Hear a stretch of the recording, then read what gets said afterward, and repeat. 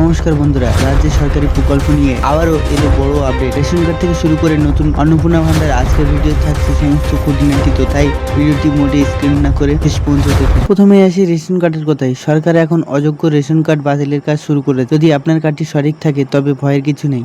যারা কার্ড ব্যবহার করছে না বা নিয়ম মানছে না তাদের কার্ড বাতিল হতে পারে বলে জানা গেছে। এবার সবথেকে চর্চিত বিষয় অন্নপূর্ণা ভান্ডার। অনেকেই জানতে চাইছেন লক্ষ্মীর ভান্ডার কি বন্ধ হয়ে গেছে। মনে রাখবেন, এই নতুন আবেদনের প্রক্রিয়া শুরু হয়েছে। যোগ্য মহিলারা পাবেন মাসে ৩,০০০ টাকা। আবেদনের জন্য ১৫ই জুন পর্যন্ত চলবে বিশেষ জনকল্যাণ শিবির। যারা আগে সুবিধা পেতেন তাদেরও নতুন করে বা তথ্য যাচাইয়ের প্রয়োজন হতে পারে। আর কোনো বিভ্রান্তিতে না পড়ে সরকারি ওয়েবসাইটে ভিজিট করুন।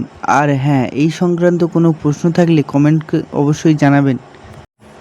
ভিডিওটি ভালো লাগলে চ্যানেলটিকে সাবস্ক্রাইব করবেন এবং পাশে থাকা বেল আইকনটি প্রেস করবেন। ধন্যবাদ, দেখা হচ্ছে পরের ভিডিওতে।